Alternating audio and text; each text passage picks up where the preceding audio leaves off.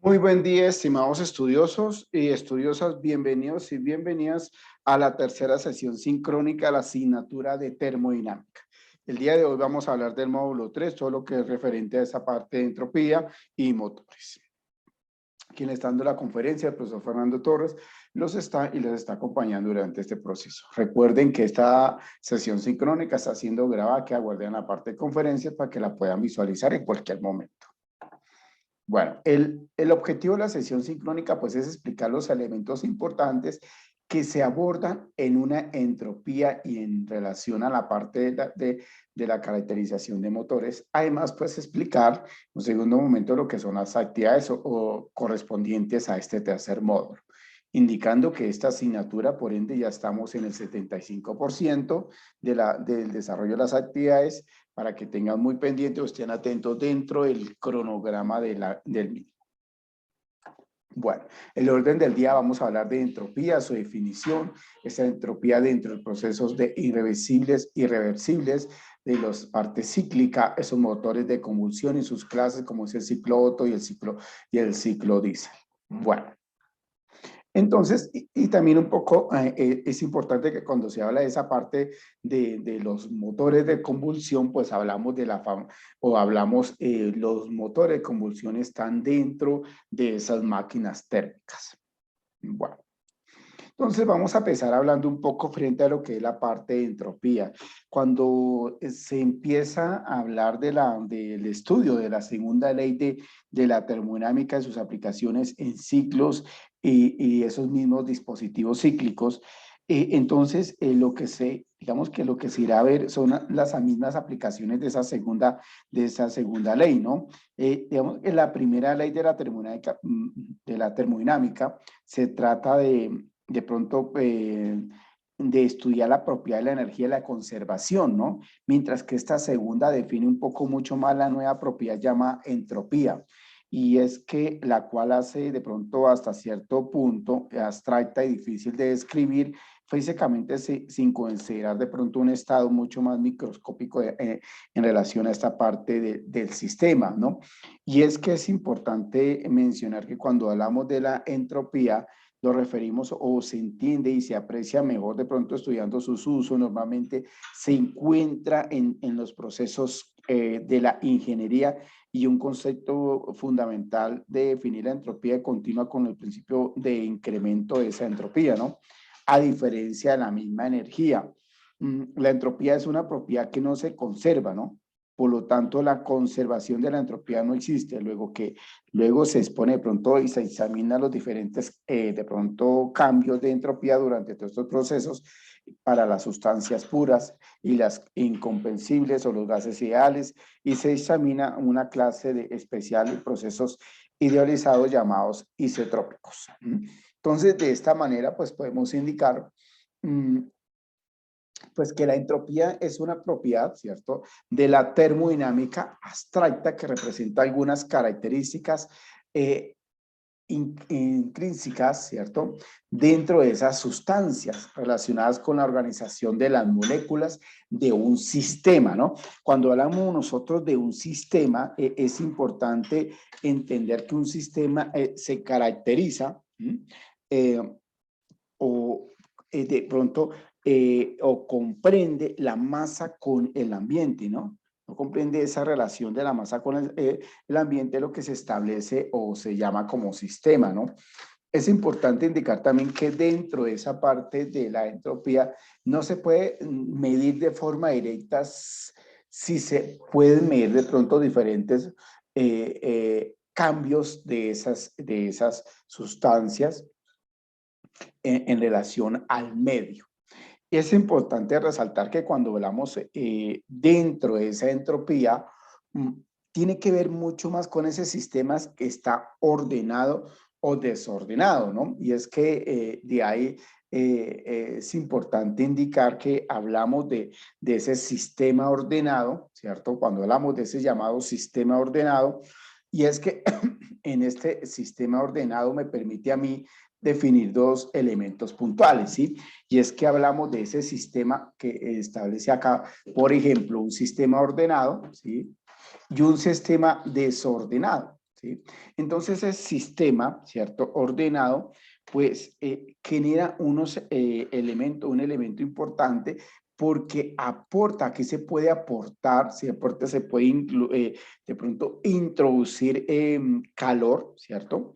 Y puede de pronto aquí disminuir, o sea que puede también de pronto disminuir ese calor. Entonces, en ese entorno de esta parte, ¿sí? Que es importante, este sistema ordenado, pues se puede hablar de que puede aumentar, ¿cierto? Aquí aumentar su temperatura o puede disminuir su temperatura, dependiendo, ¿cierto? A esa, a ese, esa cantidad de calor que se puede de pronto aportar o que se puede desprender de ese sistema. Entonces, de ahí nosotros siempre o se conoce dentro de la entropía que se representa por una letra S, ¿cierto? Aparece esa entropía baja, ¿cierto? Una entropía baja y una entropía básica o una entropía alta. ¿Y cuándo es una entropía baja? Simplemente cuando el sistema está ordenado, ¿sí? Y una entropía alta es cuando el sistema está desordenado. ¿Sí? Entonces, de esta manera, pues podemos definir un poco en relación a esa parte del sistema. O sea, que la entropía tiene que ver con ese sistema ordenado y ese sistema desordenado. Y es importante también tener en cuenta que cuando hablamos de la espontaneidad, la misma necesidad de esa segunda ley y ese cambio espontáneo, pues es aquel que tiende a ocurrir sin necesidad de ser impulsado por una influencia externa, ¿sí? ¿Cómo se puede explicar de pronto direccionalmente o cómo se establece ese primer principio de la termodinámica, ¿no? Recordemos de esos dos sistemas, del sistema ordenado y el sistema desordenado, que permite que haya una explicación a ese sistema. Y digamos que esa primera parte de explicación hace relación a la dirección o al cambio químico espontáneo, ¿cierto? Y que por ende puede disminuir esa entropía en el sistema, ¿no? O sea, quiere decir que hay una baja entropía cuando ese sistema está ordenado. Entonces, de esta manera, es importante resaltar que cuando se habla en el sistema ordenado, ¿cierto? Y en ese sistema desordenado, aquí hablamos, por ejemplo, bueno, voy a tratar de aquí dibujar algo así, ya que un sistema desordenado y un sistema ordenado, ¿cierto? Y que por ende, recordemos que puede aquí aumentar la temperatura o puede en el mismo momento disminuir la temperatura de ese sistema, ¿no? Entonces, de esta manera, el calor proviene de dos fuentes, ¿no? Bien sea de pronto del calor intercambiado de una fuente, ¿sí? O del calor de la fricción, ¿no? Que genera ese sistema de frontera, ¿no? Y que de esta manera, pues, ese calor, ¿sí? Ese calor viene siendo la sumatoria de ese calor intercambiado, ¿cierto?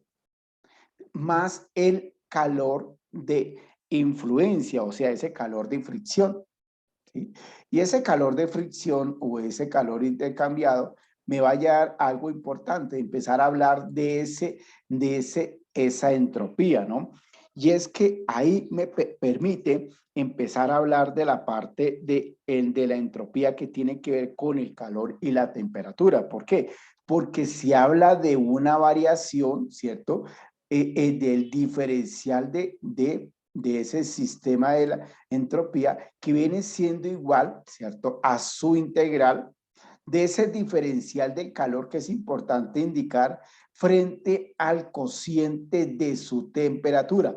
Por eso lo que mencionaba anteriormente, que la entropía tiene que ver, o sea, es fundamental lo que es el calor y la temperatura. Entonces, aquí podríamos indicar más la integral de quién, de ese misma diferencial de calor frente a la temperatura. O sea, que aquí hablamos del intercambiado, ¿cierto? Ese intercambiado. Y aquí hablamos de fricción, ¿sí? Que por lo tanto, como hablamos, se habla de esa fricción, significa que esta parte eh, que como se comprende ese llamado sistema, y ese sistema es aquel que no intercambia masa, ¿cierto? Con los alrededores, por lo tanto esa fricción viene siendo cero, o sea que esta parte viene siendo cero. Entonces aquí ya empezaríamos a hablar de esa fórmula que se hace la explicación o la definición de una entropía. Entonces, también es importante indicar, ¿sí? Por ejemplo, acá miremos un elemento fundamental y es que aquí el por qué aumenta, o sea, por qué la entropía aumenta o disminuye. Y es importante tener en cuenta, estimados estudiosos, que la variación de la entropía nos muestra la variación del orden molecular ocurrido en una reacción química. Si el incremento de la entropía es positivo, pues todos los productos que presentan un mayor desorden molecular. Recuerden que esa entropía, ¿cierto?, tiene que ver con ese sistema ordenado y ese sistema desordenado. Si el sistema ordenado hay, entonces disminuye esa parte de la entropía, y cuando hay un sistema desordenado aumenta ese sistema, es una alta entropía, ¿sí? Cuando está ese sistema desordenado. Entonces, hay, en este caso, en la mayor entropía, que son los reactivos, el cambio del incremento es negativo, o sea, los productos son mucho más ordenados. Recordemos que en una baja entropía, pues el sistema viene siendo ordenado. Entonces, cuando hablamos nosotros de esa entropía, cuando aumenta o disminuye, recordemos que la variación, aquí hay una variación de esa entropía, viene siendo igual ¿a quién? A la entropía final, ¿sí?, menos la entropía inicial. ¿Sí? Por ejemplo, si yo tengo una entropía 1, ¿sí?, la entropía inicial es de 4 Joule sobre grados Kelvin, ¿cierto? Que ahí es importante indicar, ya lo voy a mencionar sobre el sistema internacional que utiliza la entropía. Y el sistema final, ¿cierto?, llamarlo como 2, viene siendo 1 Joule sobre Kelvin, ¿sí? Entonces, si nosotros aplicamos la fórmula, decimos que aquí en este caso, la variación de esta entropía viene siendo la diferencia entre la entropía final, que es 1, ¿sí?, menos la entropía inicial, que viene siendo 4. O sea que por lo tanto me da menos 3 Joule sobre Kelvin. Entonces, ¿qué me estamos indicando acá?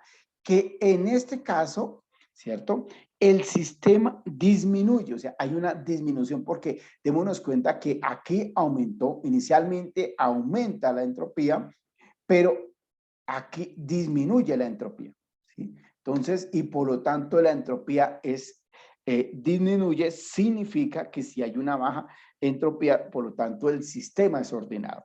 Ahora miremos, ¿qué sucede? Por ejemplo, voy a cambiar el color acá. ¿Qué sucede si yo tengo una entropía 1, ¿sí?, un sistema de entropía 1 que es igual, en este caso, puede ser a 3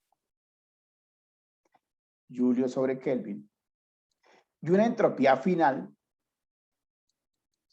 que es igual a 10. Voy a colocarle 10 Joule sobre Kelvin, ¿sí? Entonces, aquí vamos a calcular la variación de ese sistema de esa entropía. Viene siendo la diferencia entre la 2, o sea, la final, que es 10, ¿sí?,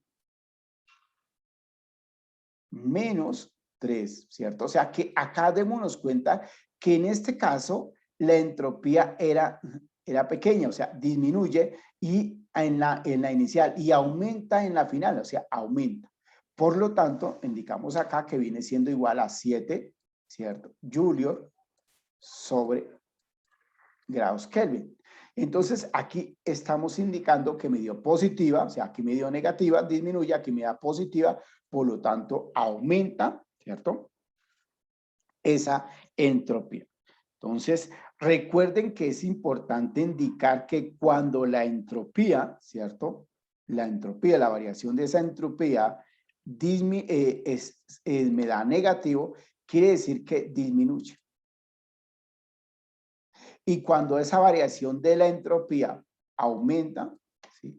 Quiere decir que en este caso, o es positiva, el resultado me da positivo, pues significa que aumenta. ¿Sí?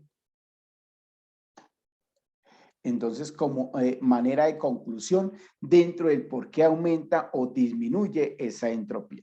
Entonces, ya ahí es importante tener presente eso. Bueno, entonces recordemos aquí que es importante enmarcar, y cuando hablamos de cómo calcular esa variación de S, o sea, lo que es la variación de la entropía, cómo se calcula la entropía, es importante indicar que la entropía se establece, o esa variación de la entropía se establece dentro de un proceso, y por lo tanto ese proceso es igual de 1, va de 1 a 2, ¿sí? Ese proceso va de 1 a 2, o sea, recuerden que hay una entropía inicial y una entropía final, ¿sí? Entonces, a partir de ahí vamos a indicar que esto es igual a la integral de ¿quién?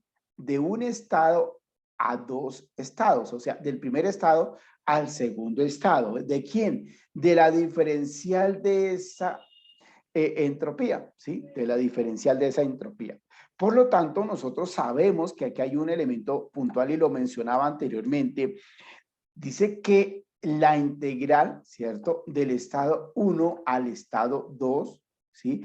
Es la diferencial, o la diferencial del calor. Recuerden que la entropía, lo importante dentro de ese sistema de la entropía, es la relación que hay entre el calor y la temperatura. O sea que aquí hablamos que lo dividimos por esa temperatura.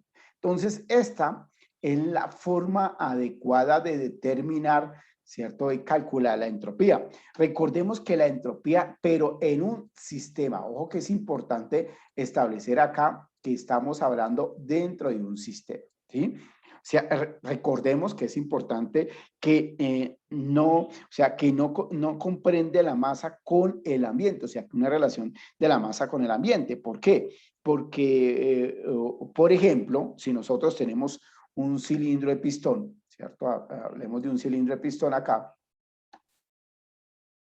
Un cilindro de pistón. Entonces, ¿qué sucede? Que si yo le coloco aquí, hay un elemento de pronto que cierra, entonces aquí hay una sustancia, ¿cierto? Puede ser un gas ideal, ¿sí? Y ese gas ideal puede aparecer dos elementos, que haya, ¿cierto? Que haya un aporte de calor, ¿sí? O que simplemente se desprenda, ¿cierto? O que haya una disminución o salida de calor. Entonces, eso comprende lo que es un sistema como tal, ¿no? Aquí es importante recordar, estimados estudiosos, que dentro del sistema internacional, la entropía se mide en Joule sobre grados Kelvin, ¿no? ¿Cierto? O simplemente en calorías sobre grados Kelvin o sobre el absoluto. Recordemos sobre ese cero absoluto como tal, o sea, esa parte absoluta. Entonces, siempre, si a nosotros nos dan, ¿cierto? Nos dan unos grados en grados Celsius, unos grados centígrados, pues tenemos que pasar, ¿cierto? A grados Kelvin, porque esa es la temperatura. Nosotros sabemos que esta es la fórmula para convertir de grados Celsius, unos grados centígrados a grados Kelvin. Es importante tener en cuenta eso. Entonces, de ahí, pues es la manera, la forma adecuada de establecer de calcular esa variación de la entropía. Miremos aquí un primer ejemplo. Dice que un dispositivo compuesto por un cilindro embudo, ¿sí? Contiene una mezcla de líquido y vapor y de agua a 300 kilowatts, ¿cierto? O 300 grados Kelvin, ¿cierto? Durante un proceso de presión constante se transfiere agua de 550 Kelvin Joule de calor, ¿sí? Entonces, de ahí dice, como resultado, ¿cierto? La parte líquida del cilindro se evapora. determina el cambio de entropía del agua durante ese proceso. Entonces, de aquí es importante indicar, estimados estudiosos, que el calor se transfiere en una mezcla. Hablemos acá, por ejemplo, de ese cilindro embudo, ¿cierto? Que está así aproximadamente. Ese cilindro embudo establece aquí pues una característica, ¿cierto? Acá. Y que por ende pues contiene una mezcla de líquido, ¿sí? Y ese líquido, pues el líquido vapor. Entonces, de ahí es importante indicar que hay una temperatura, ¿no? Que esa temperatura está basada en esta parte, ¿sí? De 300 grados Kelvin, ¿sí? Y que por ende hay una variación de ese sistema. Y esa variación del sistema comprende, ¿sí? Comprende, ¿cierto? Establecer la relación que hay, ¿sí? Entre el calor y la temperatura, que hay que tener en cuenta eso. Entonces, si nosotros hablamos del calor cuando se transfiere en una mezcla de líquido y vapor de agua, ¿cierto? Contenidos en ese mismo dispositivo, se halla primero que todo pues la presión, ¿no? La presión de ese recipiente y luego se va a determinar ese cambio de entropía, ¿no? Entonces, de ahí pues se indica, o sea, digamos que el sistema experimenta ese proceso asimétrico, ¿cierto? Y intenta de pronto hacer ese cambio de entropía que puede determinarse directamente a partir de que la variación de la entropía, ¿sí? Dentro de ese sistema isométrico, ¿cierto? Pues es igual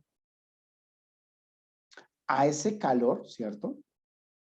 Colocarlo acá, al calor dividido, ¿cierto? Por la temperatura. Entonces, si nosotros vemos acá que el calor, o sea, que el calor aquí está basado en esa parte de 750 kilocalorías, ¿cierto? O kilojoule, ¿sí? Que también se establece, ¿cierto? Entonces viene siendo igual a ¿qué? A 750, que son esos kilojoule, y lo dividimos por la temperatura. Recuerden que aquí la temperatura es la absoluta, y en este caso pues debe estar en grados Kelvin, y aquí me está indicando que el agua se mezcla líquido y vapor de agua a 300 grados Kelvin. Entonces, a 300 grados Kelvin acá, lo que hacemos es la división, ¿cierto? Y por ende, en este caso, me daría, voy aquí a sacar la calculadora, 570, 750 dividido en 300 grados Kelvin, me da 2.5, ¿cierto? Ojo que recuerden que acá hablamos de Joule, ¿cierto?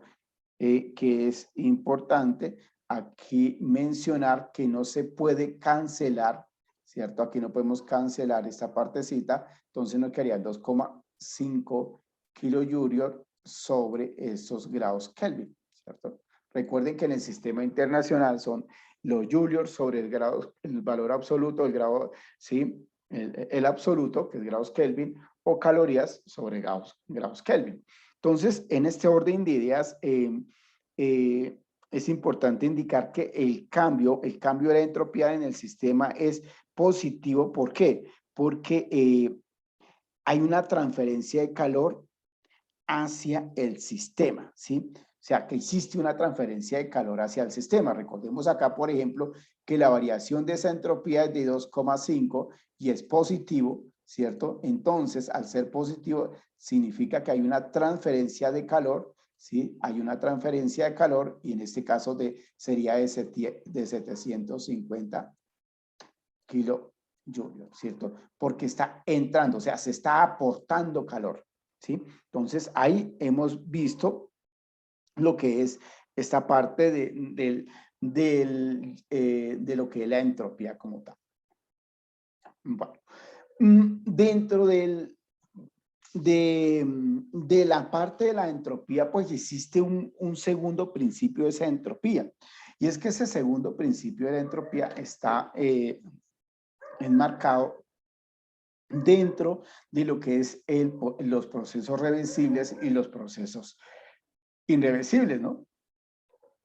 Cuando hablamos del proceso reversible, la entropía del universo permanece constante, que es un valor importante, y cuando hablamos de la parte del proceso irreversible, dice que todo proceso irreversible es cuando la entropía del universo aumenta. Pero es importante establecer algo, y cuando nosotros mencionamos acá, permítame antes de esto, y es que siempre mencionamos algo fundamental y hablamos de, ese elementos dentro de la entropía, ¿sí? De un sistema, y es que ese proceso, de pronto ese proceso reversible es cuando, en este caso, reversible, cuando la variación de esa entropía del universo, ¿sí? Del universo es igual, ¿cierto? Tanto la entropía del sistema, ¿cierto? Como la misma entropía del medio, pues viene siendo igual, ¿sí? Ahí estamos hablando de un proceso reversible. Y cuando se habla de un proceso irreversible, significa que en este caso puede aumentar algo importante, o sea, significa que tanto el sistema, o sea, la entropía del sistema y la entropía del entorno, ¿cierto? Pues es mayor a cero, o sea, que existe un mayor trabajo. ¿Por qué? Porque es importante, tener en cuenta que si yo tengo, por ejemplo, aquí un vaso de hielo, ¿cierto? Un vaso de hielo a una temperatura, ¿cierto? Una temperatura en grados Celsius. ¿Sí? Mm, y por ende, lo que hago es, ¿sí? Volverlo acá a otro sistema, ¿cierto? O sea, lo que estoy haciendo, lo que hago es calentarlo, ¿cierto? A otra presión y por ende puede ser a 20 grados centígrados, ¿sí? Entonces, aquí hay una transferencia de calor, ¿sí? Sí, existe una transferencia de calor, pero yo me puedo devolver, ¿sí? Y es que esta partecita, se puede devolver a su posición inicial, ¿sí? Se puede devolver a esa posición inicial. Entonces, ahí estamos hablando de un proceso reversible, ¿sí? Cuando es constante, esa entropía del universo permanece constante, o sea, es igual a cero, ¿cierto? Tanto la entropía del sistema como la entropía del entorno vienen siendo igual a cero. O sea que yo puedo de hielo convertirlo en líquido y devolverme porque puedo convertirlo otra vez en hielo. Mientras que la parte irreversible no. ¿Por qué? Si yo hablo, por ejemplo, de un cilindro pistón, por ejemplo, aquí tengo un cilindro pistón, voy a hacer acá porque no tengo otra presentación. Aunque quiero de pronto compartir pantalla y mejor utilizar mi tablerito para que no me quede desordenado.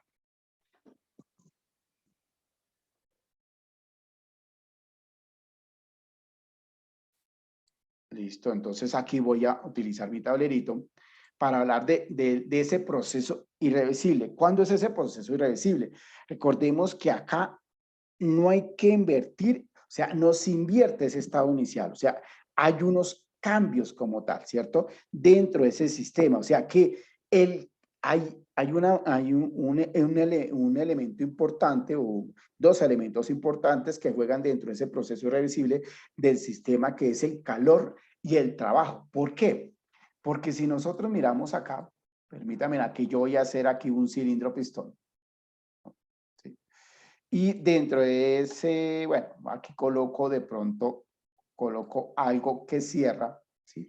Y aquí pues está el elemento. Acá en esta parte hay de pronto gas ideal, ¿sí? Hay gas ideal, ¿sí? Entonces aquí hay un gas ideal. Aquí está vacío, ¿sí? Entonces, en este caso, ¿sí? Recordemos que aquí hay un obstáculo que no me va a permitir que salga ese gas, ¿cierto? Ese gas ideal, ¿sí? Pero, ¿qué sucede?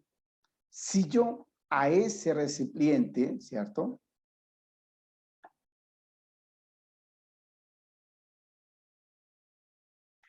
Le quito el obstáculo, ¿qué sucede? ¿Sí? Que por ende, pues sale todo el gas, ¿cierto? Se expande dentro de ese cilindro o ese recipiente, toda esa parte del gas, y significa que ejerce, porque lo que es el calor y el trabajo van a ser diferentes. O sea, en este momento el trabajo que puede actuar va a ser igual a cero. ¿Sí?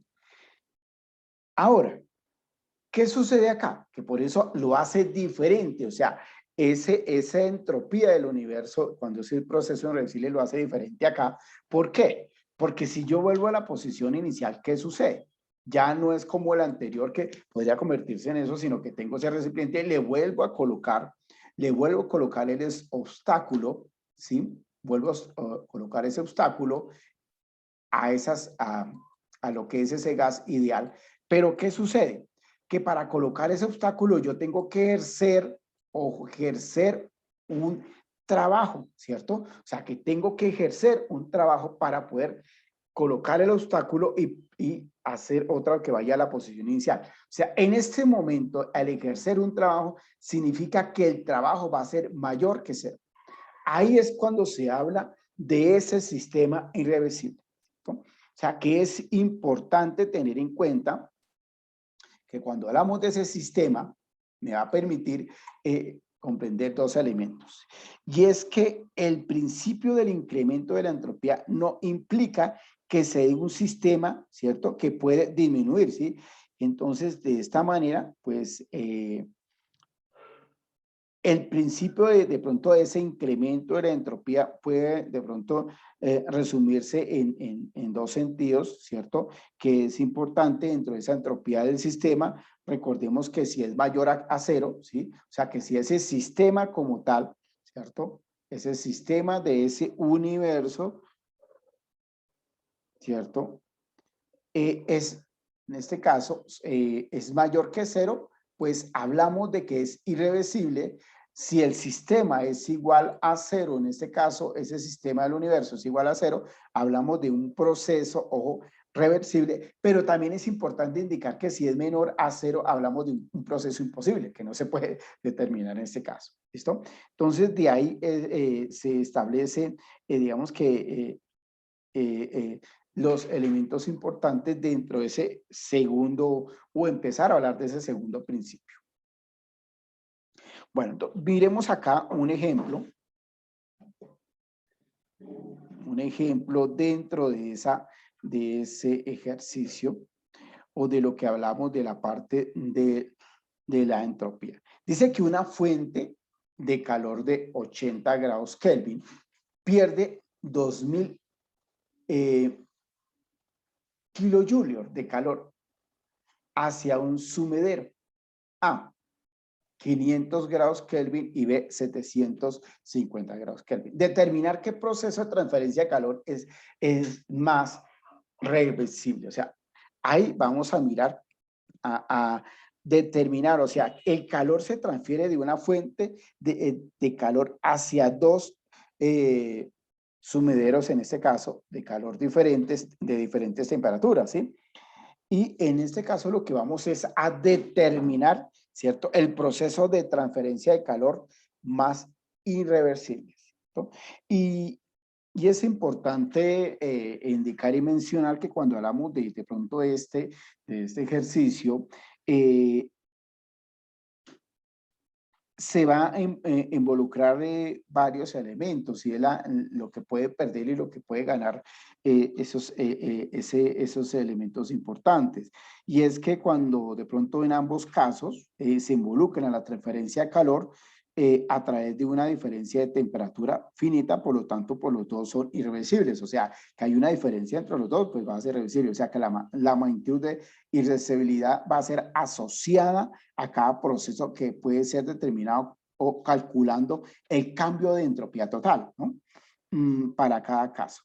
Entonces, ¿qué es lo que vamos a mirar acá? ¿Sí? Entonces, para el primer proceso, cuando hablamos para ese primer proceso de transferencia de calor a un sumidero de 500 grados Kelvin.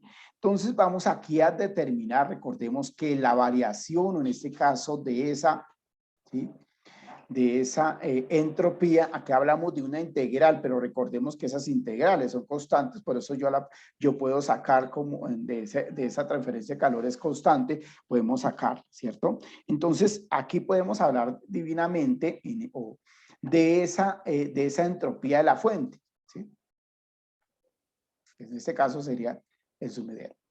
Y que esa entropía de la fuente viene siendo la cantidad de calor dividido por la temperatura, ¿sí? Que de ahí pues vamos a mirar de qué manera se establece. Pero es importante tener en cuenta que dice que se pierde, y cuando se pierde disminuye, o sea que por lo tanto va a ser negativo los 2000 kilojoule, ¿cierto? Entonces aquí vamos a indicar que es menos 2000 kilojoule, y lo vamos a dividir ¿por quién? Por la temperatura. ¿Y cuál es la temperatura en este primer momento? En este primer momento dice, en ese caso, en esa variación de la entropía de la fuente, pues es de 800, ¿cierto? 800 grados Kelvin. Si nosotros dividimos, voy a dividir acá mi calculadora, 2000 dividido en 820 dividido en 8, pues me da menos 2,5 kilojoule sobre grados Kelvin. Listo. ¿Cierto? Entonces, ahí hemos determinado la entropía de la fuente. Ahora miremos la entropía de quién. Miremos la entropía en este caso del sumidero, ¿sí? La entropía del sumidero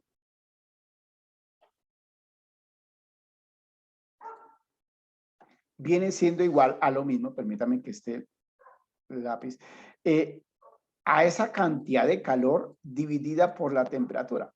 Entonces, aquí en este momento, ¿qué hay que tener en cuenta? Que es la cantidad de calor que se transfiere al sumidero. De esa fuente de calor de 800 grados Kelvin pierde 2000. Y hacia donde los pierde, pues quiere decir que los gana el sumidero. Por lo tanto, esos 2000 vienen siendo positivos, ¿no? Entonces, ahí los gana ese sumidero, o sea, 2000 grados, 2000 kilojoule, dividido en ¿qué? En la temperatura de su sumidero. Y esa es la temperatura del sumidero, la primera temperatura del sumidero, en este caso es de 500. ¿Listo? Entonces, grados Kelvin, es importante tener acá, no vas a confundir estos con estos grados Kelvin, los dividimos, o sea, 20 dividido en 5 me da automáticamente 4, ¿sí? 4 kilojoule sobre grados Kelvin. Listo.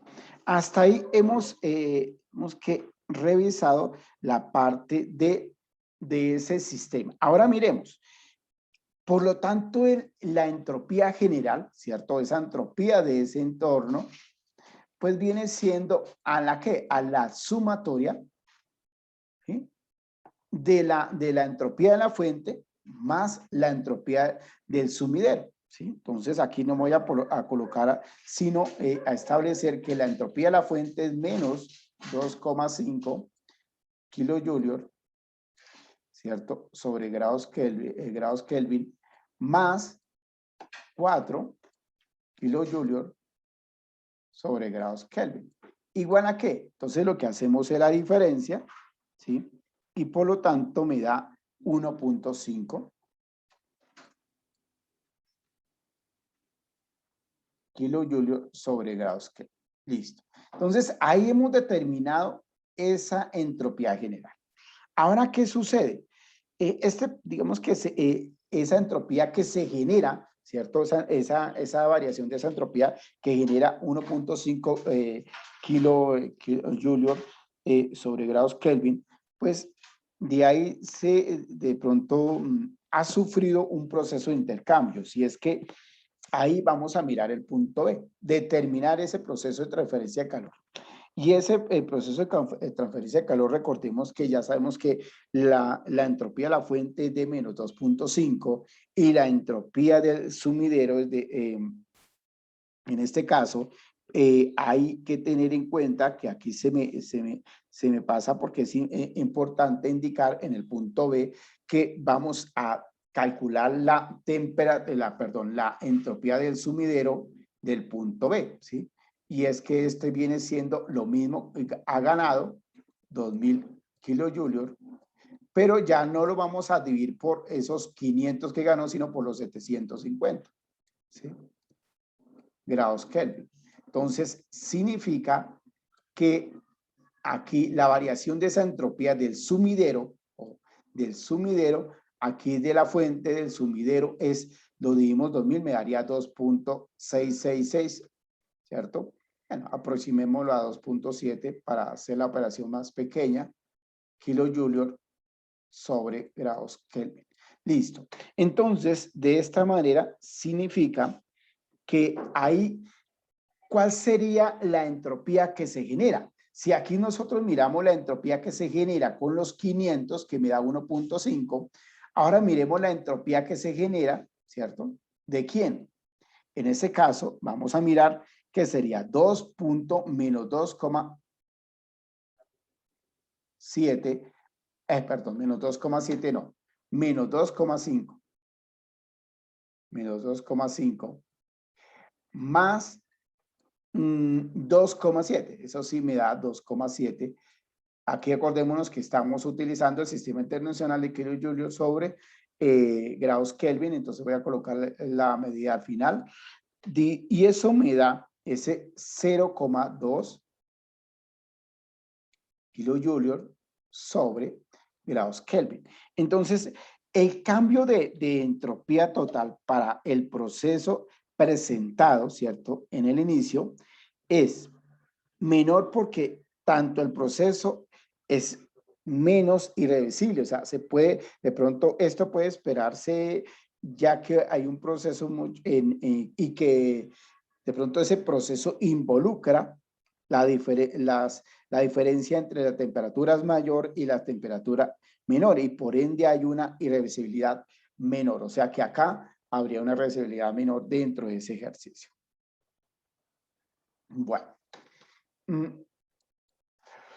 De acá de este segundo principio, pues es importante lo que hemos enmarcado dentro de la entropía, pues hablamos de esa entropía del universo y esa entropía del universo tiende a creer o a crecer en el tiempo, ¿no? Recordemos que pues se habla de un sistema, ¿cierto? Hablamos de un sistema como tal y que ese sistema puede de pronto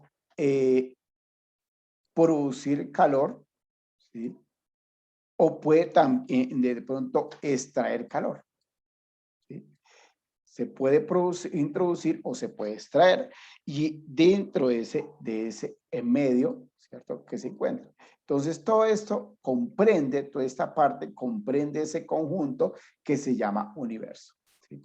Entonces dentro de ese universo recordemos que ese sistema pues intercambio con el calor, con el medio, ¿no? Entonces, de ahí, pues, establece que el universo, pues, es la sumatoria del sistema más el medio, ¿cierto? O sea, que estaríamos marcando acá automáticamente que el universo sería igual a ese sistema, ¿cierto? Más el medio en que se encuentra. Ya sabemos nosotros acá, y lo que he mencionado anteriormente, ¿cierto? Cuando hablamos de esta fórmula de la entropía, recordemos que está en proceso de 1 a 2, ¿cierto? Recordemos de la diferencia entre la entropía inicial y la entropía final, y que viene de la integral del estado 1 al estado 2, del diferencial de esa calor, ¿sí? Puede ser reversible frente a su temperatura. Bueno. Entonces, de ahí pues hemos hablado un poco frente a lo que es la entropía, sus características y por ende de pronto el mismo cálculo de la entropía. Hay otro aspecto importante que tiene que ver especialmente con las máquinas térmicas. Y es que cuando se habla de las máquinas térmicas, recordemos que son aparatos que se utilizan para transformar la energía, ¿no? La energía calorífica en trabajo mecánico, y existen tres tipos. Existe lo que son las máquinas de vapor, existen lo que son los motores de combustión interna e existen los motores de reacción. Y es que cuando hablamos nosotros específicamente de esos motores de convulsión interna, ¿cierto? Pues hablamos de que son motores de combustión interna o de explosión, porque quema dentro del motor donde se realiza la función, ¿sí? Entonces, aquí podemos dar una definición clara, y es que el motor pues es un aparato que transforma trabajo mecánico en cualquier otra forma de energía. Uno, dos, que cuando hablamos de ese motor de combustión interna, o sea, el motor de combustión interna es un transformador de energía química almacenando, de pronto almacenado sí, almacenando el combustible, y este lo que hace es transformar esa energía mecánica, ¿sí? Y que por ende, de pronto, estos motores aprovechan la expresión digamos que esa expresión no, sino la expansión de los gases producidos por la combustión viva de esa mezcla carburante, ¿no? De la cámara de la combustión de un cilindro. Y por ende esos gases empujan un embudo, y debido a la utilización de pronto de una viera o un movimiento.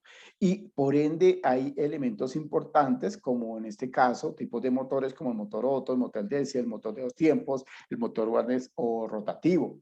Y de ahí pues aparece el ciclo Otto o el ciclo diésel, ¿sí? También recordemos que está el motor ese de cuatro tiempos, donde está la emisión, la comprensión, está la parte de lo que es la explosión y el embudo como tal.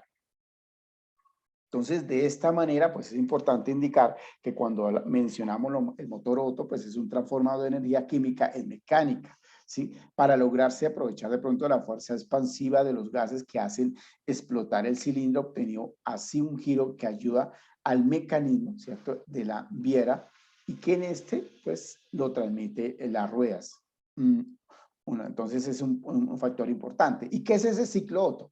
El ciclo Otto, ¿cierto? Que sabemos que es un ciclo termodinámico que se aplica en los motores de combustión interna, ¿cierto? De encendido provocado por esos motores de gasolina. Se caracteriza porque una primera aproximación a la teórica de todo el calor y se apunta a ese volumen constante. Y de ahí, pues, es importante indicar que aparece el otro motor, que es el motor diésel, o sea, donde los automóviles se transforman en energía química en gas, gasol, o sea, en la parte gaseoso o mecánico, uno. Y que por ende también, pues, el motor diésel, pues, es un motor en el cual el encendido se produce por una alta temperatura que posibilita la comprensión del aire al interior del cilindro este. Entonces, de ahí pues sale ese elemento importante dentro de lo que es ese ciclo del motor.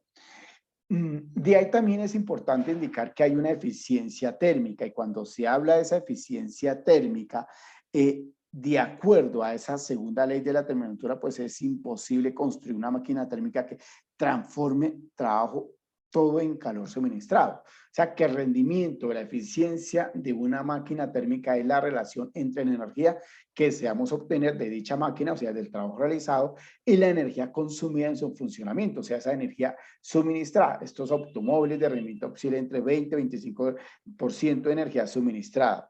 Entonces, de ahí, pues, es importante resaltar que aparece esa eficiencia de lo que es ese o rendimiento, ¿no? Química, y por ende puede establecerse como que esa eficiencia, bueno, yo la represento como estilo de una N, dice que esa eficiencia de una máquina química pues va a ser igual a la relación entre la temperatura, ¿cierto? Y el calor que se genera, ¿sí? En este caso, el trabajo, mejor, perdón, el trabajo neto producido de la máquina, ¿cierto? En calorías o en joule por ese llamado calor suministrado de la máquina por el combustible en calorías, ¿no? Estamos hablando también de ese caso de calorías o joule.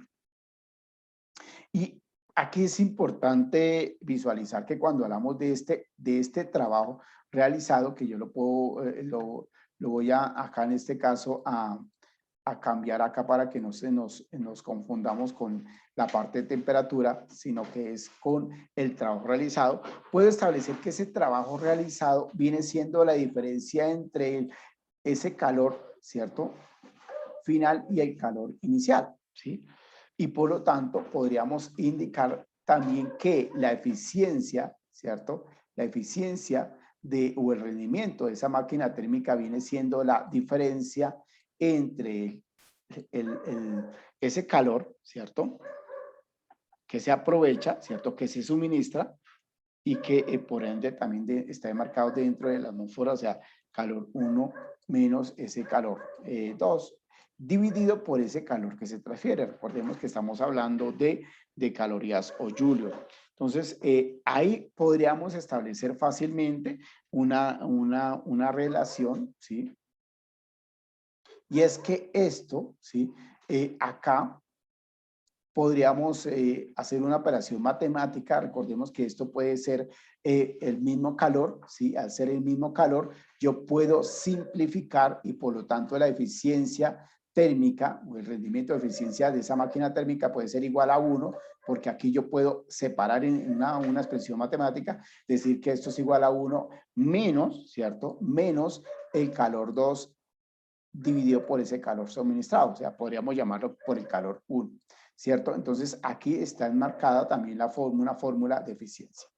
Bueno, miremos aquí rápidamente, por tiempo, miremos aquí un ejercicio frente a esta parte. Dice que cuál es la eficiencia, ¿cierto? Otro ejemplo, que cuál es la eficiencia de una máquina térmica a la que se le suministran 3.8 por 10 a la 4 calorías, de las cuales 2.6 por 10 a la 4 calorías se pierden por transferencia de calor al ambiente, ¿sí? O sea, existe una entropía ahí. Calcular también la cantidad de trabajo producida en joule. Bueno, entonces acá miremos fácilmente. Estamos hablando de un calor 1, ¿cierto?, que sería de 3,8 por 10 a la 4 calorías. Y hablamos de un calor 2 que es de 2,66 por 10 a la 4 calorías.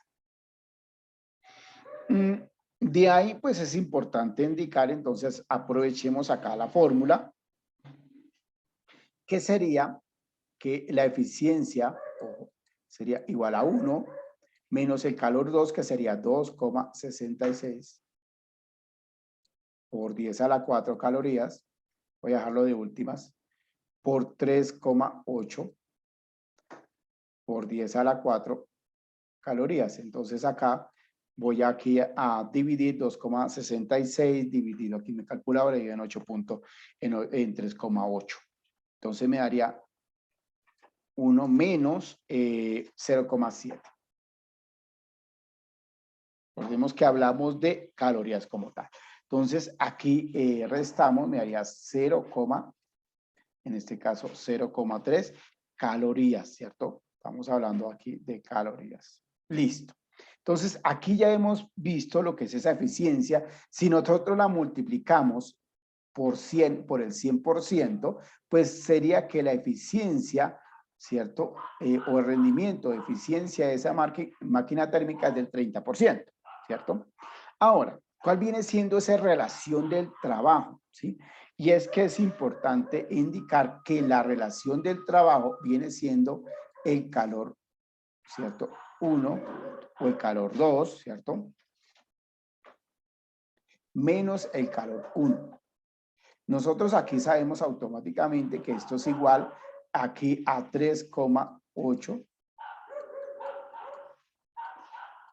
por 10 a la 4 menos 2,66 por 10 a la 4 calorías, ¿cierto?